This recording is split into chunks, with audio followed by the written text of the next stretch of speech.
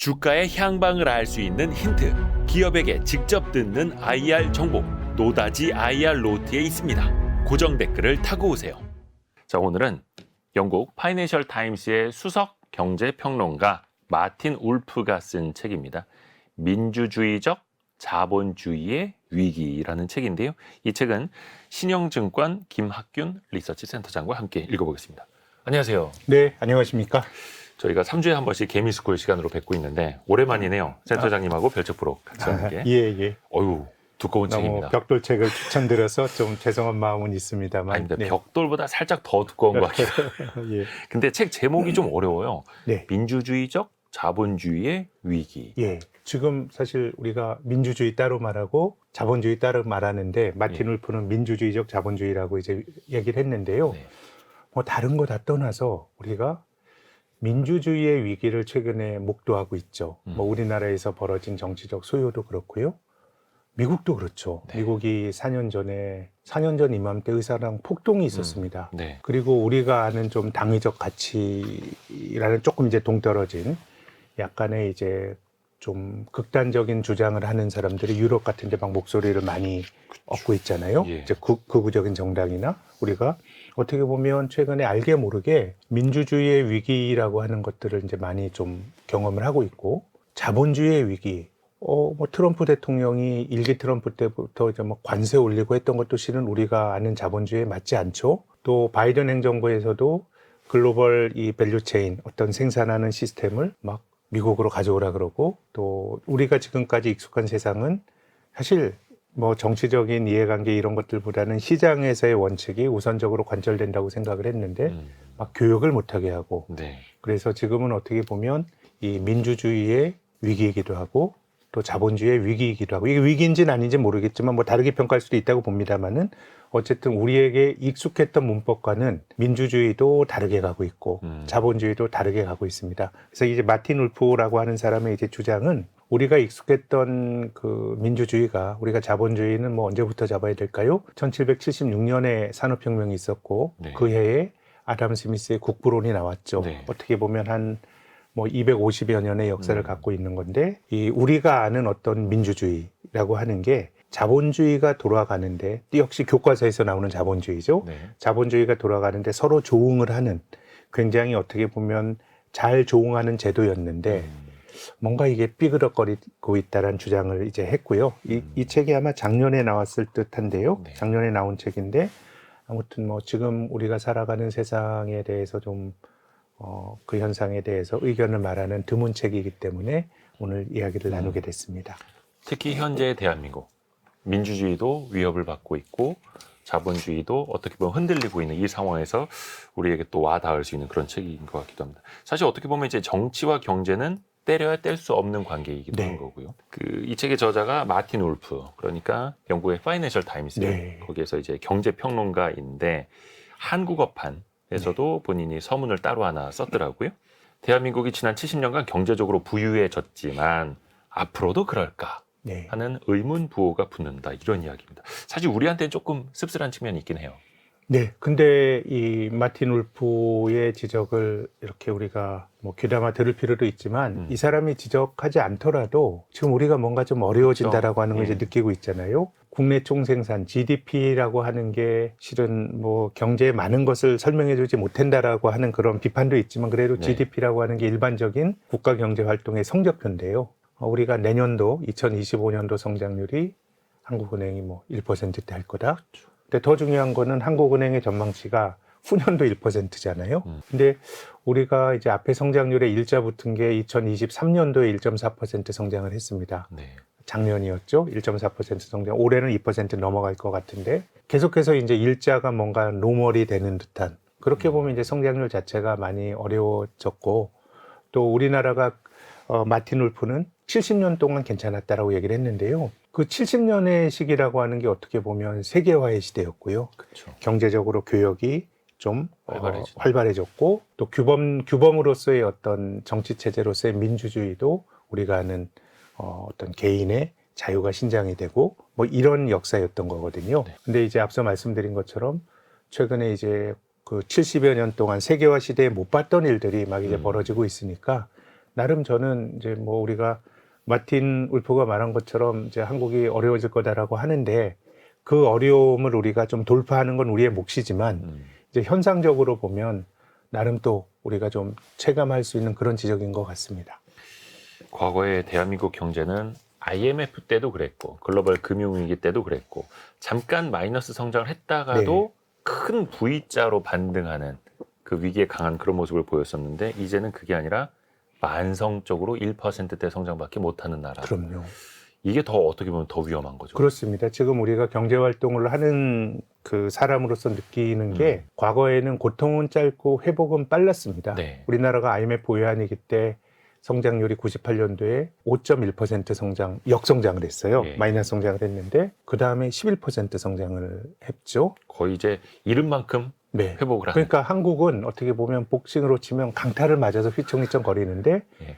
또 금방 또 좋아지는 회복하는. 거였는데 지금은 어떻게 보면 이제 저성장이 고착화되면서 뭔가 좀 이제 늪에 빠진 듯한 느낌을 우리가 좀 많이 받습니다. 사실 우리가 생각해 보면 지난 10년 동안 한국 경제의 심각한 위기가 뭐 IMF 외환위기, 카드 위기, 뭐 대우그룹 파산 이게 제가 직장 잡고 초기 10년에 겪었던 일이거든요.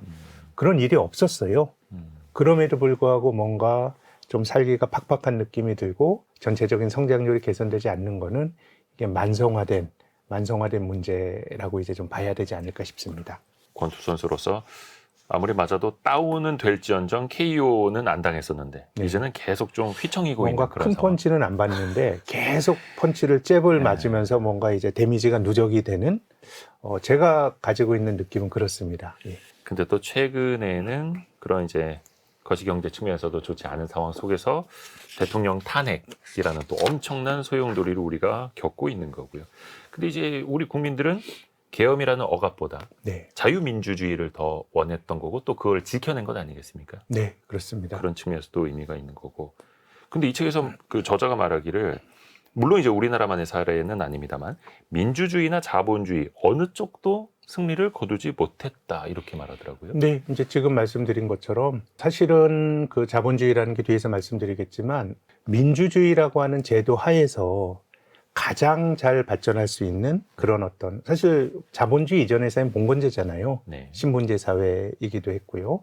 뭐 그렇기 때문에 또 그 민주주의라고 하는 게 어떻게 보면 자본주의에 가장 맞는 그런 체제였고 그래서 프란시스 후쿠시마인가요? 이제 그 뭐 이념의 종말 뭐 이제 그 동서냉전이 끝날 때 이제 그런 얘기도 이제 했었는데 이제 지금은 자본주의도 이겼고 사실 그 대척점에 있었던 거는 사회주의였죠. 네, 사회주의. 막 계산하고 계획하고 하는 것보다 어떤 개인의 창발성이나 개인의 자유를 가지고 있었던 그런 자본주의가 이겼고 그 자본주의가 잘 발달할 수 있는 형태는 어떻게 보면 이제 또 이제 민주주의 형태였고 이제 그런 믿음이 많았어요. 그렇죠. 특히 한국이라는 나라가 대표적이었어요. 예. 우리나라가 굉장히 이제 권위주의적인 그 세상을 살았고 60년대 이후로 또 이게 나름의 어떻게 보면 신흥국이 성장할 수 있는 나름의 뭐 전략이었다는 평가도 있는데 이 국민들의 부가 늘어나면서 중산층이 많이 늘어나면서 이제 87년도에 이제 굉장히 이제 전 국민적인 민주화가 있었고 결국은 그 경제적인 성장이 정치 영역에서의 어떤 권리 신장으로 이어졌고 우리가 지금 많이 막 거론이 되는 87년 체제라고 하는 것도 결국은 그 바탕에서는 중산층의 성장과도 이제 연결이 되어 있었던 거거든요. 네. 근데 지금 이런 게 잘 안 먹히죠. 대표적인 게 전 세계에서 경제 규모가 제일 큰 중국이란 나라입니다. 중국이 그 80년대부터 개혁 개방을 하면서 89년 6월 달에 중국에서 그 천안문의 대학살이 있었죠. 네. 그때 많은 서구 국가들은 경악을 했습니다. 이 사람들이 실용주의고 그런데 정치적으로는 아주 무도한 모습을 보여준 건데 그때 서구에서 생각했던 것은 아직 소득이 낮아서 그래. 점점 소득이 늘어나고 중산층이 늘어나게 되면 그들이 가진 어떤 정치적인 욕구를 그 사회가 수용할 거고 그러면 이제 사실은 그 민주주의라는 것도 서구식의 민주주의이긴 합니다만은 그런 식의 민주주의로 중국이 전이가 될 거란 생각을 가졌는데 중국은 안 그렇죠. 그러니까 뭔가 자유에 대한 갈망이 정치 체제도 바꾸지 않을까라고 네. 봤었는데 다분히 시진핑 체제는 권위주의적이고요. 예. 경제도 상당히 정부가 많이 이제 개입을 하는 하고 그런 구조로 가고 있죠. 예전에 이제 중국이 사회주의 국가니까 이 민영화를 많이 시켰습니다. 정부 부유지물을 시장에 파는 이걸 국유주 매각이 됐는데 그래서 한 15년 전 이전의 세상에서는 야, 중국 은행주가 정부 지분이 나오니까 뭐 주가가 안 좋을 거네 이렇게 생각을 했는데 그런 얘기 못 들으시죠? 지금 이제 정부가 하는 구조로 많이 바뀌고 있고 네. 크게 보면 전 세계에선 저는 이제 중국이라고 하는 게 서구 사람들이 생각했던 어떤 경로대로 안 가고 있고 또 서구에서도 어떤 그 우리가 가졌던 어떤 믿음을 훼손하는 뭐 미국 같은 나라 대표적이잖아요. 우리나라로 경험을 했고 이런 일들이 자주 나타나고 있습니다. 그러게요. 예전에 그 한반도의 야경, 인공위성이 촬영한 한반도의 야경 사진 되게 유명했지 않습니까? 북한은 완전히 북쪽과, 불이 예. 꺼져 있고 대한민국은 밝게 빛나고 네. 있고 이게 민주주의와 그 공산 사회주의 네. 가장 큰 이제 경제적인 격차로 나타나는 결과물이었는데 이제는 사회주의 국가인 중국이 또 엄청나게 잘 살게 되고 네. 이러면서 또 하나의 혼란이 오는 거고. 네, 중국보다는 뭐 참. 북한이 훨씬 더 이제 폐쇄적이기 그렇긴 때문에 하죠. 예. 그렇긴 하지만은 아무튼 중국도 많은 이들이 중국이 개혁개방 초기에 가졌던 그런 경로와는 다른 경로로 가고 있다고 봐야 되겠죠. 뭐 옳고 그르고 따지기에 앞서서요. 좀 이제 특수한 사례죠, 또 중국은. 네. 마틴 울프가 쓴 책 민주주의적 자본주의의 위기라는 책을 우리가 함께 읽고 있는데요. 키워드 몇 개를 통해서 저희가 이 책의 이야기를 정리해 보겠습니다. 첫 번째 키워드가 힘겨운 결혼 생활입니다. 네. 이게 일단은 결혼 생활 자체가 쉽지 않다라는 거 이제 많은 분들도 공감을 하실 수가 있을 텐데 민주주의와 자본주의를 결혼 생활로 빗댄 거예요. 네. 이 비유에 대해서 센터장님은 어떻게 생각하세요? 저는 굉장히 좀 절묘하고 공감이 많이 가는 비유인데요. 네. 자본주의를 한번 생각을 해보면요. 자본주의가 어디서 시작을 했죠? 자본주의. 굳이 따지면 뭐 영국에서 찾아야 될까요? 네. 산업혁명, 그리고 이제 국부론 이런 건데요. 영국이 가졌던 그런 어떤 전통은 어떻게 영국도 이제 아직도 왕국이지만 네. 왕과 귀족들 간의 다툼이 되게 많았죠. 뭐 이제 뭐 대원장도 그렇고 뭐 명예혁명도 그렇고 기본적으로 이 그 과세를 하는 데 있어서 어떤 전제 군주에 대한 반발이나 이런 게 많았고요. 네. 그러면서 상대적으로 이제 왕도 함부로 못하는 저는 이게 소유권이나 재산권에 관련된 아하. 변화였다고 생각합니다. 그리고 그 비슷한 시기에 프랑스에서는 대혁명이 있었죠. 네. 대혁명은 어떻게 보면 프랑스에서 왕정이 나중에 왕정 복고가 있긴 했습니다만은 왕정이 끝나는 공화정이 열리는 공화제가 열리는 그런 시기였고요. 네. 그럼 이런 것들이 왜 자본주의와 민주주의가 어떻게 연결이 되나 생각을 해보면 실은 자본주의는 재산권 그리고 노동자들의 토지로부터의 분리가 필요합니다. 사실은 봉건 사회의 경제 구조는 농노제잖아요. 네. 왕이 있고요, 귀족이 있고 귀족에게 인격적으로 또 이제 예속이 된 농노가 있었습니다. 그래서 그 자본주의 비판적이었던 칼 마르크스 같은 사람이 이런 얘기를 했죠. 노동자들은 중세 때 농사 짓던 사람들이 도시 노동자로 오는데 이들은 자유를 가졌다. 그렇지만 노동하지 않으면 굶어 죽을 자유밖에 없었지만 그래도 그들이 기본적으로 어떤 그 신분제 사회에서 예속으로부터 벗어나고 뭐 이런 일들이 벌어졌던 겁니다. 그래서 자본주의라고 하는 게 어떻게 보면 재산권의 보호 그렇죠. 그리고 신분적인 예속으로부터의 어떤 탈피, 특히 기본적으로 지금은 자동화가 됐지만 자본주의 초기는 이 주요한 생산 요소가 결국 사람이었거든요. 네. 그들을 어떻게 보면 그 토지로부터 떨어뜨리는 그런 조치들이 이제 필요했던 것이고요. 뭐 그런 과정에서 이 여성까지 투표하는 것은 굉장히 나중에 이루어졌지만은 그 사람들이 이제 그 귀족에 예속되지 않은 독립적인 인격체로서 남성들은 재산 가진 사람들은 이제 투표도 하고 뭐 이런 식의 일들이 벌어졌기 때문에 제 생각에는 자본주의의 평등 또 재산권의 보호 어떤 독립적인 인격 뭐 이런 것들이 제 생각에는 봉건 시대와 전혀 다른 모습들이고 또 그런 게 전제가 됐었기 때문에 자본주의가 저는 꽃을 피울 수 있었다라고 생각을 합니다. 그렇죠. 어떤 분은 그렇게 이야기하더라고요. 그 전쟁이 났을 때 본인들이 뭐 막대기 하나라도 들고 나가서 싸우는 거는 본인의 사유재산을 지키기 위함이다. 네. 이렇게까지 표현하시는 분들도 계시는 거고요. 그래서 민주주의와 자본주의는 일종의 결혼으로 결합이 되어 있다. 네, 지금의 평가가 우리가 되는 아는 거고. 그런 어떤 자본주의는 기본적으로 신분제 사회로부터 독립이 된 예전에 사실 인격적으로 예속이 된 그런 그 신분 사회라 그러면 어디 농노가 이제 투표를 합니까? 그렇기 때문에 지금의 형식 민주주의는 자본주의의 발전에 조응하는 그런 어떤 정치적인 상부구조였다라고 평가할 수가 있겠죠. 어떻게 보면 이제 상인 계급이라는 게 탄생하기 시작을 하면서 뭔가 좀 꿈틀댔던 거고, 또 거상도 탄생을 하면서 어떻게 보면 이제 부가 또 하나가 또 권력이 됐던 거고, 네. 이게 또 정치 체계도 하나 둘씩 바꿔 나갔던 거고. 뭐 비슷한 맥락에서 뭐 우리가 얼마 전까지만 하더라도 이게 정도의 문제이지 네. 중국도 굉장히 개방화된 정치적으로는 사회주의지만 이 경제적으로는 이제 자본주의를 많이 받아들였다라고 평가를 했던 시기가 있었잖아요. 네. 그 평가로 보면 한 10여 년 전의 평가로 보면 중국이 저는 경로에서 많이 어긋났는데 중국 주식이 잘 안 됩니다. 그래요. 장기적으로 보면. 네. 근데 중국뿐만 아니라 신흥국 주식이 잘 안 돼요. 음. 신흥국 주식은 한 번 올라갈 때 짜릿하게 올라가지만 그렇죠. 장기적으로 주식을 계속 들고 있다 보면 바이앤홀드 장기 투자의 성과가 잘 안 돌아오거든요.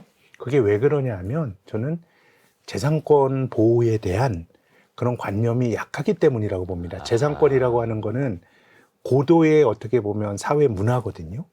뭐 이런 게 약하다 보니까 실은 이제 막 기업들이 분식회계 하는 것도 기업의 주인인 주주들의 재산권을 기업의 경영에 참여하는 사람들이 빼먹는 거거든요. 그렇죠. 이런 어떤 그 제도적인 인프라 이런 것들이 잘 갖춰져야 사실 주식 투자가 장기적으로 되는 거고, 우리나라가 8, 90년대가 지금보다 훨씬 경제 성장 잠재력이 높았지만 네. 자본주의 시대의 나름의 총알이라고 하는 주가가 8, 90년대 주식 좋았던 건 80년대 후반 3조 왕 때밖에 없었거든요. 그게 경제는 고성장하지만 새는 게 많았기 때문에 그래요. 우리나라의 3대 재벌이었던 대우그룹이 뭐 이제 분식회계로 파산했죠. 그리고 또 정치 권력이 경제 권력보다 위에 있었죠. 국제그룹 같이 우리나라 10대 재벌 안에 들었던 대기업 집단이 그냥 정치 권력에 날려버리고 이런 것들이 어떻게 보면 재산권과 관련된 문제이거든요. 네. 그렇기 때문에 최근의 시장 흐름도 그렇습니다만은 제대로 된 자본주의는 기본적으로 어떻게 보면 재산권 보호, 아까 가진 게 있는 사람이 실은 싸운다라고 그쵸. 말씀을 드렸잖아요. 예. 그런 것들이 잘 보호가 되는 인프라가 만들어져야 되는 거고, 그것을 법적 제도적으로 보장하는 제도가 우리가 하는 민주주의였던 것이죠. 그렇죠. 그 사실 지금 대한민국에서도 상법 개정에 대한 목소리가 많이 나오는 게 또 어떻게 보면은 주주들의 그 재산권을 기업의 이사들이 제대로 보호하지 않아서 네. 그 재산권 보호에 대한 어떻게 보면 또 같이 이제 맥이 닿는 그럼요. 목소리이기도 하고. 논란이 있지만은 어떻게 보면 기업의 주인인 주주들의 부를 잘 지켜주는 것으로 위임받은 이사회가 주주들의 부를 뭐 잘 지켜줘야 된다라고 하는 철학이나 정신이 뭐 그 안에 깔려 있는 것이죠. 그렇죠. 민주주의와 자본주의는 그래서 때려야 뗄 수가 없는 거고. 근데 또 너무 밀접해도 문제가 생깁니다.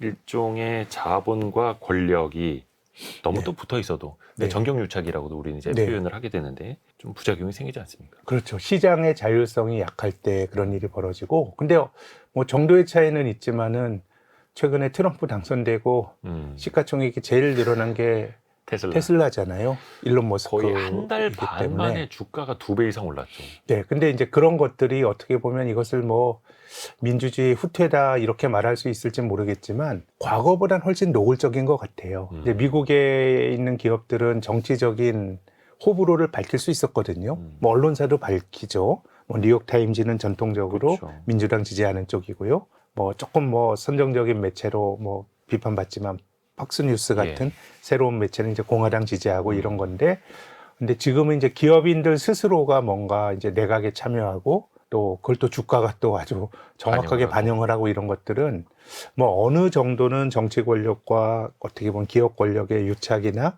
이런 게 없었던 세상은 전 없었다고 보지만 지금은 훨씬 더 좀 노골적인 세상이 이제 된 것 같습니다. 더 노골적으로. 근데 또 그게 본인 기업들의 어떤 이해관계에 따라서 또 정책을 또 펼치게 될 것이고, 네. 그걸 위해서 그 많은 돈들을 또 뭐 후원금이라든지 네. 여러 가지로 또 썼을 테고. 네. 그렇죠. 뭐 이게 너무 뭐 이렇게 적절한 비교인지 모르겠지만 뭐 머스크가 뭐 4천억 원인가요? 네. 원화로 많이 정치 캠페인에 기부를 하고 지금 전 세계에서 제일 큰 부자가 됐잖아요. 그렇죠. 시총 늘어난 게 훨씬 더 이익이었다라고 하는데 예. 조금 뭔가 이제 최소한의 장벽이나 아니면 일종의 베일 같은 것들 분리하는 것들이 좀 이제 약해진 것 같습니다. 사실 자본주의가 아까 재선권 말씀드렸지만 룰을 어기지 않고 공정하게 경쟁을 해서 돈을 벌기 위한 욕망이 존중되는 사회가 자본주의거든요. 근데 정치의 영역이라고 하는 거는 어떻게 보면 룰을 만드는 거거든요. 근데 전 세계에서 제일 큰 부자가 정치의 어떤 영역에서 룰을 만드니까 들어갔다라고 하는 거는 아무튼 지금 어쨌든 과거에 보지 못했던 그런 자본주의를 지금 우리가 보고 있는 것 같습니다. 일론 머스크가 일종의 어떻게 보면 이제 위험한 도박을 한 거기도 하잖아요. 그래서 주주들 사이에서도 야, 이거 CEO 리스크가 너무 큰 거 아니야라고 불안해했었는데 네. 그 당시에 일론 머스크 인터뷰한 그 해외 영상도 짧게 봤었거든요. 근데 거기 일론 머스크가 그 얘기를 하더라고요.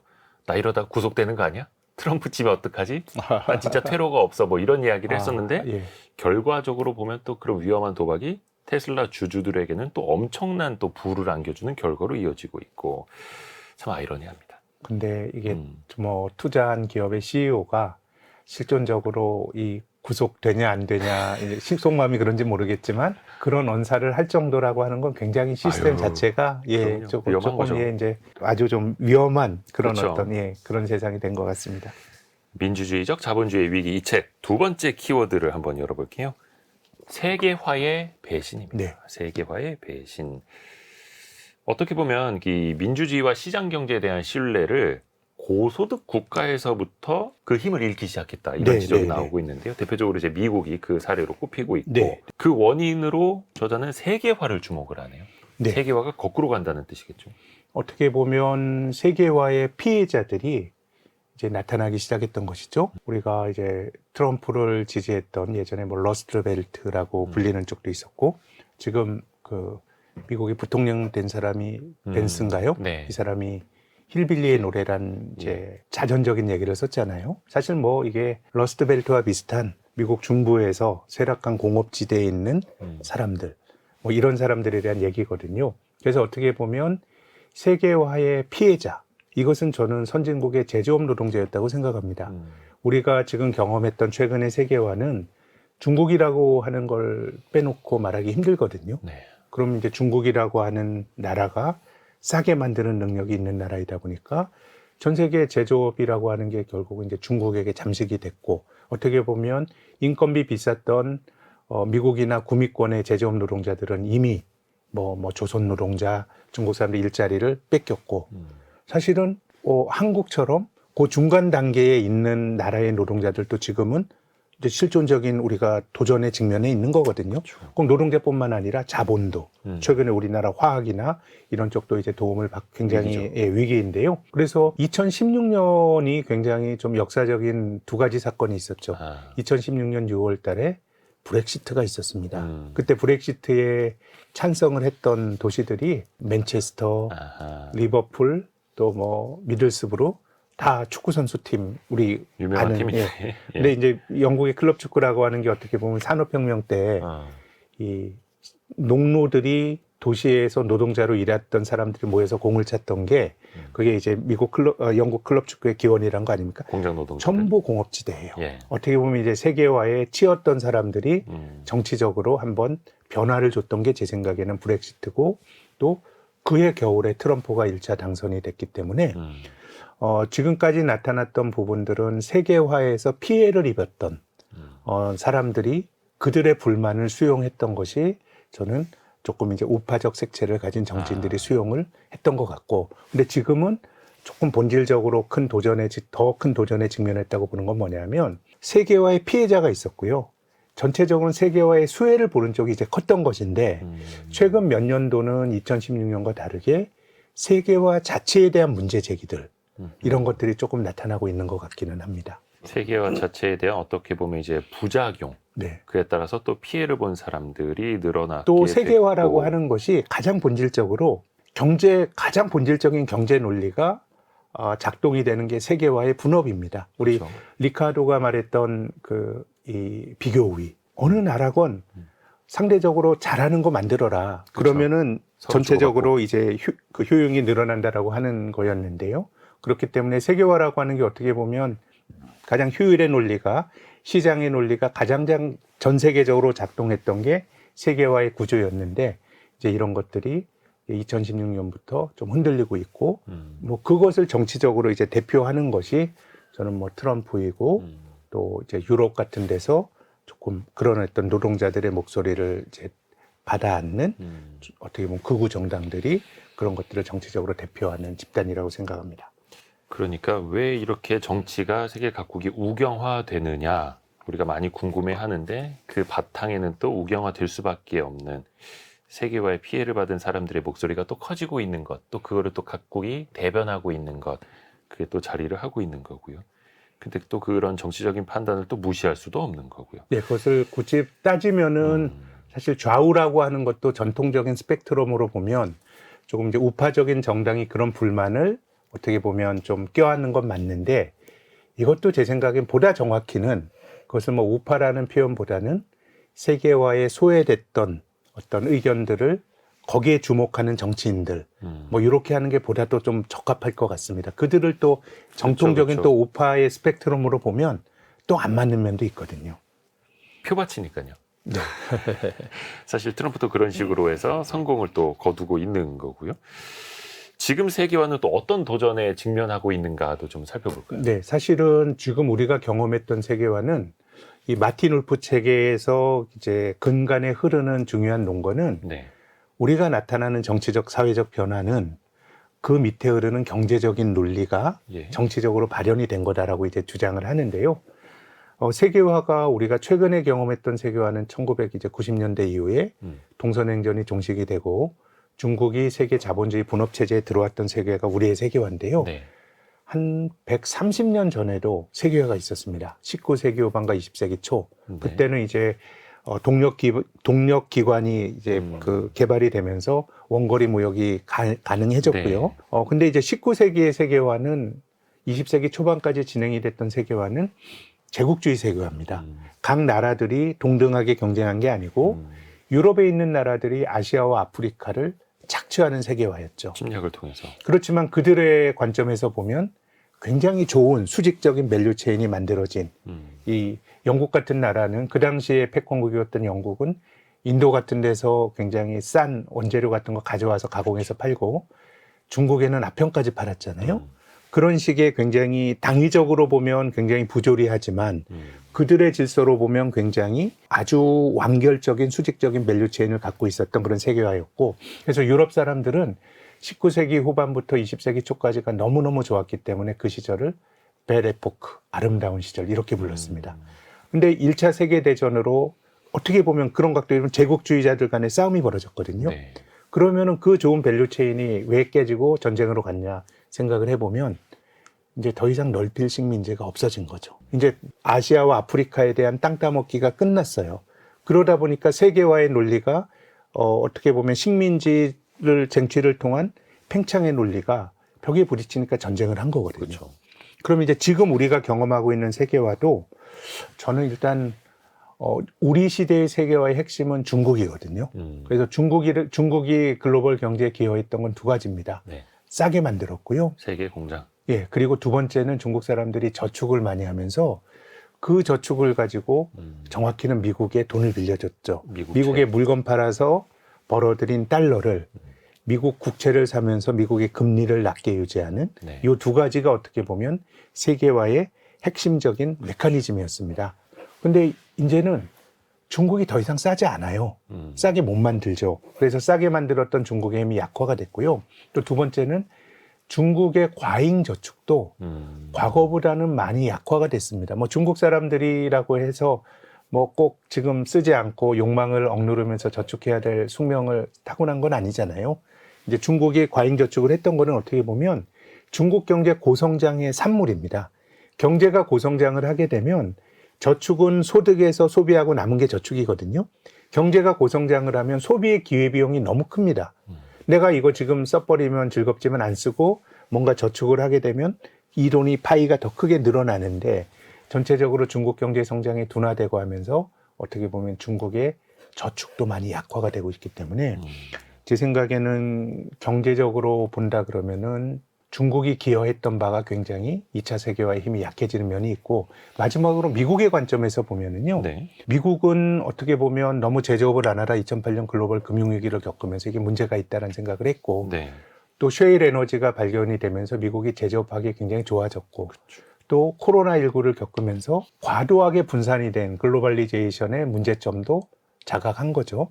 이렇게 너무 좀 싸게 만든다 그래서 멀리 떨어지는 데서 만드는 건 좋은 게 아니다. 이게 스탑이 되면 전체 생산이 중단이 되다 보니까 또 지금 미국이 바이든 때는 보조금을 줘서 공장을 막 불러들이고 트럼프 때는 관세 부과를 통해서 소위 리쇼어링이라고 하는 이제 공장들을 미국으로 끌어들인다는 거 아닙니까? 그렇죠. 그러다 보니까 중국이 싸게 만들고 저축을 많이 했던 중국의 힘이 약해지고 미국 입장에서도 아웃소싱을 했던 이해관계가 조금 약해지다 보니까 지금 벌어지고 있는 세계화의 균열도 어떻게 보면 이 세계화의 양대축인 두 나라의 어떤 경제적인 어떤 환경의 변화와 저는 무관하지 않다고 봅니다. 그 세계화의 균열을 우리가 현재 또 겪고 있는 거고요. 그 새로운 질서에 또 적응을 해야 되는데 그게 만만치 않습니다. 더더욱이나 그 세계화를 가로막는 인물이 또 트럼프라는 네. 제 강력한 인물이고 대통령을 한 번만 하는 게 아니라 4년 쉬었다가 또 당선이 됐고 여기서부터는 또 어떻게 변할까요? 트럼프 2.0 시대. 글쎄요. 근데 지금은 뭐 트럼프뿐만 아니라 뭔가 조금 이런 권위주의적인 리더십이 막 좀 나타나죠. 그렇죠. 이웃 일본 같은 경우도 테러로 이제 목숨을 잃었지만 아베 같은 경우는 상당히 좀 일본 역사로 보면 굉장히 강한 리더십이고요. 그렇죠. 일본 지금 10년 했죠. 네. 예, 일본이 잃어버린 20년 동안 총리의 평균 재임 기간이 12개월이 안 됐는데요. 아베가 10년 했습니다. 최근 총리들도 자주 바뀌고 있는데 자주 바뀌지만 예. 지금 일본 경제의 원형은 우리가 말한 밸류업이고 뭐고 다 아베 들어와서 만들어졌는데요. 예. 일본의 변화도 상징적이고 또 중국도 개혁 개방 이후에 10년씩 했죠. 그렇죠. 장점인 10년하고 후진타오 10년 했는데 시진핑 그런 거 없앴잖아요. 예. 어떻게 보면 종신집권으로 가고 있죠. 푸틴 이 사람도 뭐 별일 없으면 앞으로 한 10년 이상 더 하잖아요.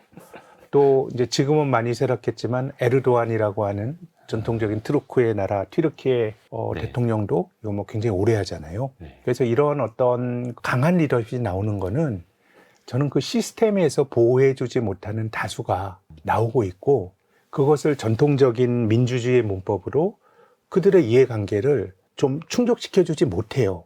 그러다 보니까 기존의 민주주의라고 하는 거는 저는 그 말을 믿거든요. 곳간이 든든해야 인심난다라고 하는 게 네. 이 먹고 살기가 편해야 사람들이 규범적으로 가는 겁니다.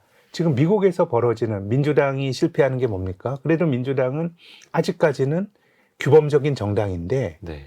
뭐 이제 그 정치적 올바름, 뭐 PC라고 하는 게 있잖아요. 네. 지금 정치적 올바름이 재수 없다는 거죠. 아이 그래 니네 그렇게 규범적으로 하지만 야 너네들은 잘 먹고 잘 사는 사실 민주당 지지하는 사람들의 소득이 공화당 지지자들보다 훨씬 높거든요. 네네. 실리콘밸리 부자들 뭐 미국에서 제일 잘 나가는 서쪽의 실리콘밸리 뉴욕 이런 쪽은 전통적인 민주당 지지자들이잖아요. 그렇죠. 그러니까 실은 뭐 그런 어떤 과도한 정치적 올바름 이런 거에 대한 반발이 있을 수 있어요. 있을 수 있지만 규범에 대해서 사람들이 수용을 했거든요. 네. 근데 지금은 그런 수용에 대한 정도가 그런 것들을 받아들이기에는 뭔가 뒤처진 사람들이 많아지다 보니까요.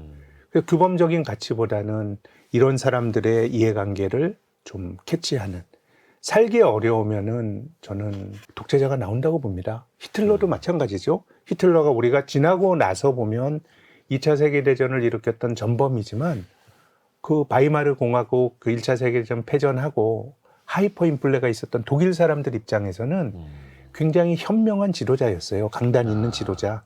뭐 그때 아우토반 이런 거 막 지었잖아요. 그렇죠? 그렇게 본다 그러면 어떻게 보면 난세에는 경제 활동을 하는 구성원 다수의 어떤 경제적인 풍요를 그 시스템이 보장해주지 못하면 역사적으로 보면 그런 강한 캐릭터를 가진 지도자들이 나왔는데요.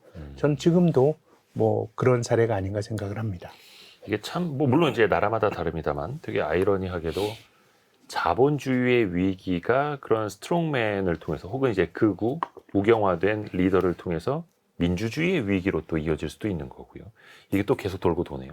그렇게 되면서 이런 스트롱맨들이 계속 또 나오고 있고 이런 리더들의 성향이 민주주의나 어떤 자본주의를 좌우하기도 하는 거고요. 네, 서로 영향을 주고받죠. 그렇지만 이제 이 책에 흐르는 기조를 보면 그런 어떤 독특한 리더십이라고 하는 것도 네. 그런 리더십에 영향을 준 중요한 경제적, 사회경제적 변화가 그렇죠. 있었다라고 해석을 하죠. 근데 또 그게 어떻게 보면 그 나라, 그 국민들이 선택한 결과일 수도 그럼요. 있는 거고요. 모든 건 선택입니다. 미국도 트럼프를 선택한 거잖아요. 그렇죠? 네. 지난번 2016년 선거는 미국의 선거제도가 좀 불합리하다고 주장하는 사람도 있어요. 2016년 선거는 미국인들은 힐러리 지지한 사람들이 많았는데 근데 이거는 뭐 한 주가 이기면 그 주는 전체적으로 한 후보에게 가잖아요. 네. 근데 이번 선거에서는 해리스보다 트럼프가 음. 얻은 표가 절대적으로 더 많았으니까요. 제 생각엔 미국이 좋은 쪽이건 나쁜 쪽이건 한 발짝 더 트럼프가 상징하는 정치적 리더십으로 옮겨졌다고 봐야 되겠죠. 근데 이제 우리나라 상황으로 이제 초점을 맞춰보면 좀 네. 답답합니다. 네. 사실 우리나라는 세계화의 가장 큰 수혜를 보면서 빠르게 성장했던 나라인데 네. 지금은 그 세계화가 후퇴되면서 또 가장 큰 피해를 볼 수 있는 나라잖아요. 그 뭐 마틴 울프가 서문에서 했던 것도 그런 걱정인데요. 예. 사실 어떻게 보면 이제 미국에 혹은 영국에 있는 제조업 노동자들이 세계화 90년대 이후 세계화가 진행되는 과정에서 보다 정확히는 이제 중국 노동자들에게 밀려서 굉장히 그들의 입지가 약해졌던 이제 말씀을 드렸는데요. 우리나라도 그럼 그런 게 없었나? 전 있었다고 봅니다. 한국 네. 제조업 고용자의 고점이 네. 저는 얼추 외환위기 직전 아닐까? 막 우리나라 재벌들이 막 투자할 때 고점이 아닐까 생각했는데 한국 제조업 고용의 고점은 92년입니다. 92년에 무슨 일이 있었냐면 중국과 수교가 있었어요. 아하. 그때부터 발빠른 사람들 막 중국에 한국의 사업가들이 중국에 공장 짓고 하면서 맞아요. 그러고 바로 망가진 게 뭐였을까요? 신발 산업 같은 거 망가졌어요. 섬유 산업 같은 것들이 섬유. 어떻게 보면 중국이 자본주의 블록에 들어오면서 그들에게 이제 밀렸던 겁니다. 경공업부터 좀 밀리기 그럼요. 시작했죠. 그러면 한국은 그런 어떤 그 경공업은 밀렸지만 전체적으로 세계화는 다른 데서 수혜를 많이 받습니다. 중후 장대형 산업이 중국의 중간재를 팔면서 그렇죠. 돈을 벌었는데 저는 조금 걱정이 되는 거는 한국은 이제는 부분적으로 작은 산업에서 중국에게 밀렸지만 전체적으로 받던 수혜에서 네. 이제는 우리가 화학이나 철강 같은 것들을 보면 중국으로부터의 도전 이런 어떤 것에 지금 우리가 직면해 있는 거거든요. 네. 그래서 한국의 어떻게 보면 이 동남해안은 세계화 시대에 가장 어떻게 보면 수혜를 받았던 도시들입니다. 그렇죠. 굉장히 경기도 좋았고요. 예. 근데 지금은 그쪽 산업들이나 이런 것들이 지금 이제 쇠락하는 징후가 너무도 분명하게 보이거든요.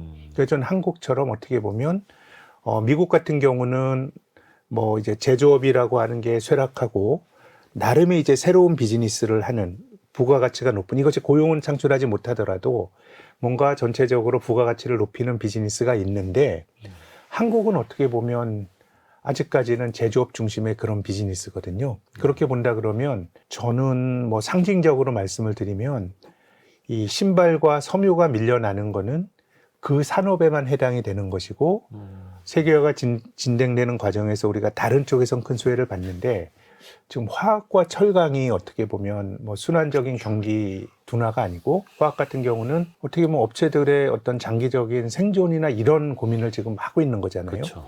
그렇게 본다 그러면 뭔가 한국도 세계화의 불만자가 되게 많이 저는 나올 수도 있다라고 생각합니다. 이런 점이 어떻게 보면 이 마틴 울프가 세상을 바라보는 잣대로 세상을 본다 그러면은 우리 사회가 조금 유동적으로 조금 불안하게 움직일 수 있는 하나의 포인트가 아닌가 생각을 합니다. 사실 우리나라도 남부 지역, 특히 이제 해안을 끼고 석유화학이나 철강 산업이 많이 발달해 있는데 이게 미국식 표현으로 따지면 러스트 벨트가 될 수도 있겠네요. 러스트 벨트. 네, 그리고 또 우리나라가 저는 이것이 뭐 동의하지 않는 분도 많으시겠지만은 또 전투적인 노동운동이 있었던 나라이다 보니까 이제 그런 것들이 산업도 쇠하지만은 한국의 자동화율이 세계 1등이거든요. 그럼 포괄적으로 기술의 진보, 세계화의 후퇴 이런 것들이 인간에게 가하는 타격이 되게 큰 나라가 전 돼버린 것 같습니다.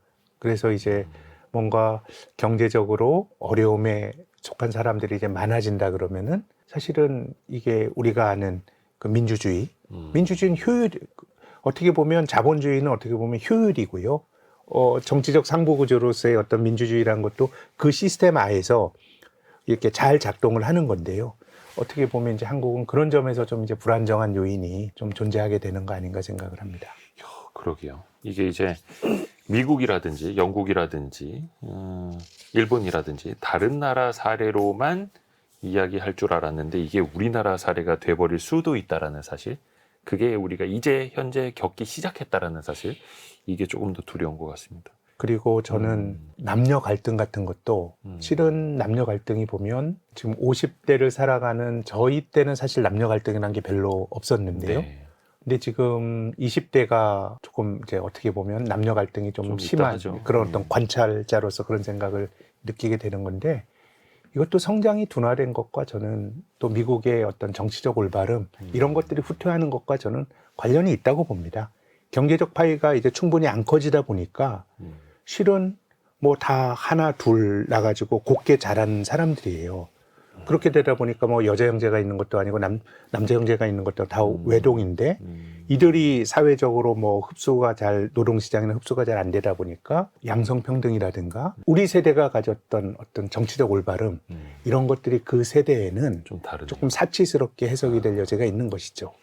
참 생각해보면은 한 20여 년 전까지만 하더라도 우리나라에 지역 갈등이 좀 많았었다라고 했는데 이제는 그것보다는 세대 갈등 혹은 남녀 간의 갈등, 네. 기존에 겪지 못했던 것들을 우리가 겪고 있는 거고요. 또 개방적인 나라들은 특히 뭐 독일 같은 경우 대표적인데요. 인종 간의 갈등. 사실 메르켈이 많이 받아들였죠. 어떻게 보면 인도적으로 혹은 세계화 시대의 어떤 당위적인 가치가 작동하는 룰을 가지고 뭐 중동 이민자를 많이 받아들였잖아요. 그렇죠. 근데 그런 나라들에서 어떻게 보면 좀 인종주의 색채를 띤 극우 정당, 이건 뭐 우파라기보다 극우 정당이죠.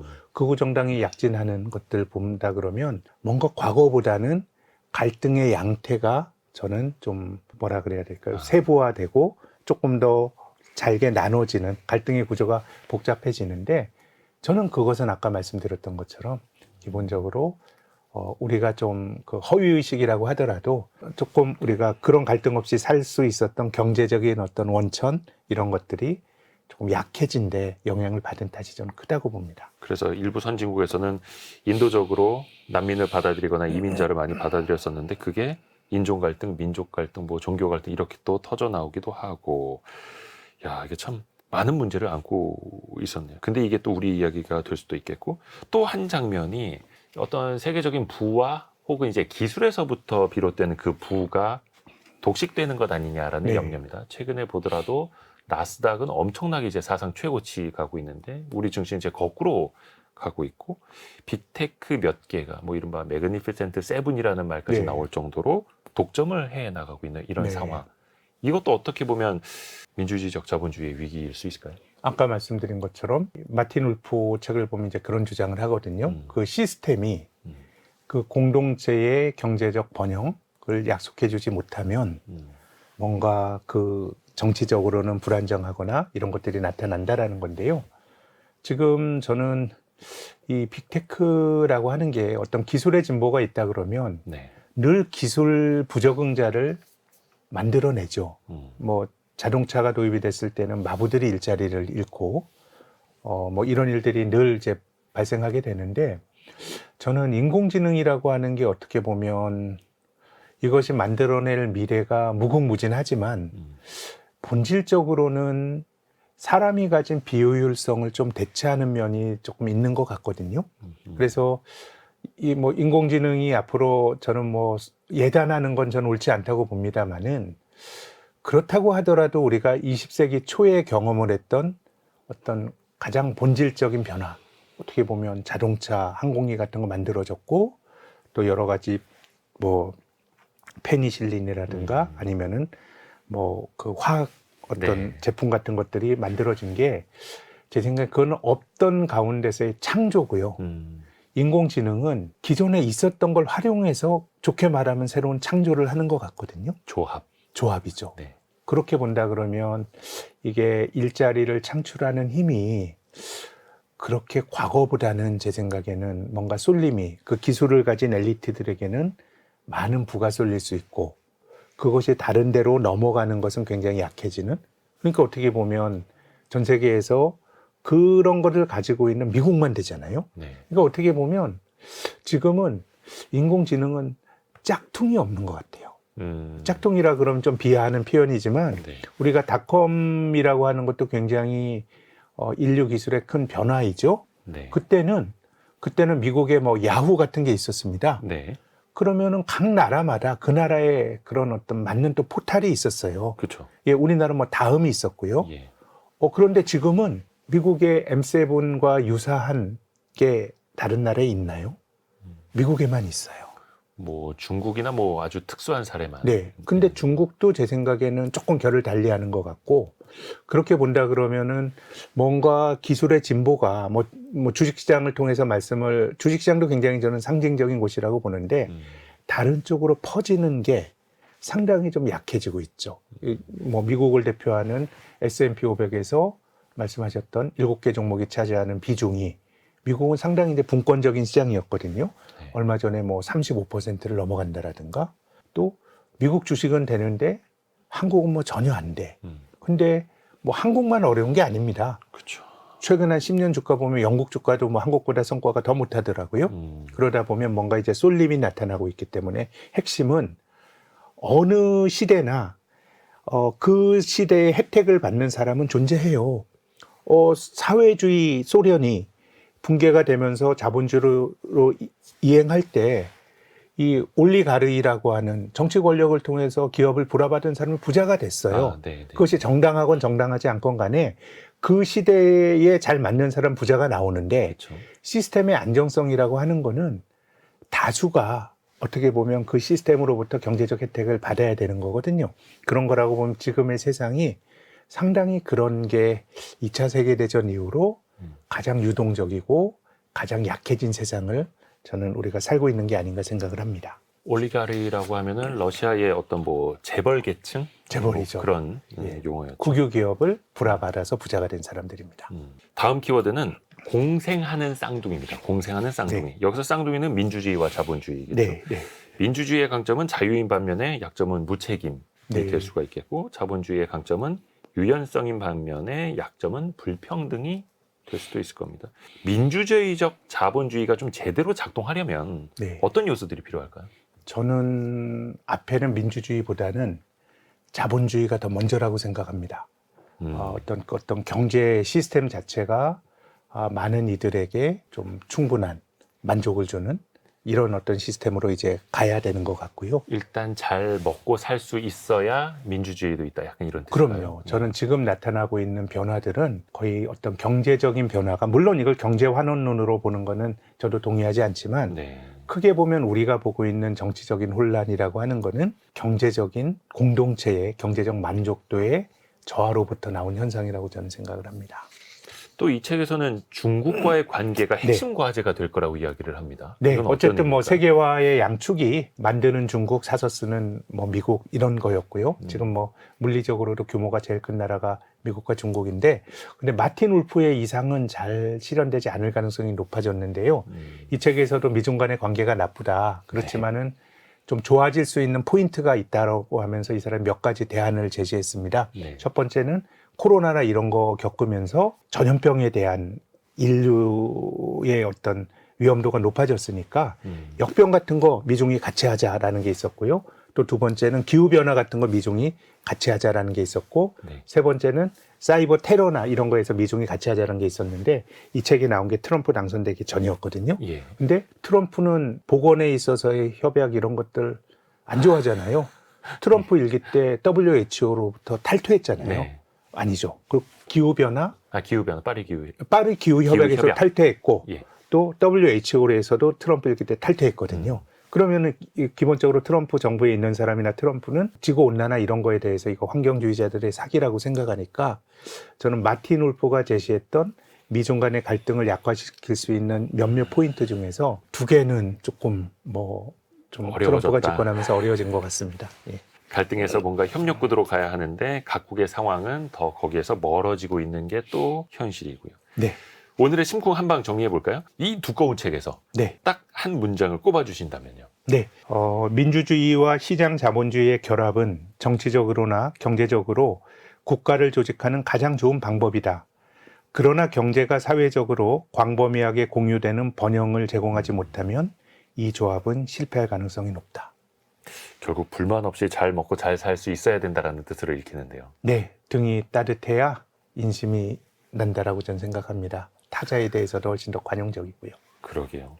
민주주의적 자본주의 위기, 이 책을 읽어봤습니다. 사실 이 엄청나게 두꺼운 책을 우리가 마주하게 되면 엄두가 안 나거든요. 이걸 네. 어떻게 다 읽지? 근데 이렇게 항상 먼저 해설을 듣고 나서 읽으면 훨씬 더 도움이 되는 것 같습니다. 특히나 요즘 같은 시대에 두꺼운 책이지만 한번 읽어보면 울림이 있을 만한 책이라고 생각합니다. 그러게요. 약간 좀 시대상이랑 씁쓸하게도 너무 맞아떨어지는 그런 내용이었습니다. 신영증권 김학균 리서치 센터장과 함께했습니다. 고맙습니다. 감사합니다. 감사합니다.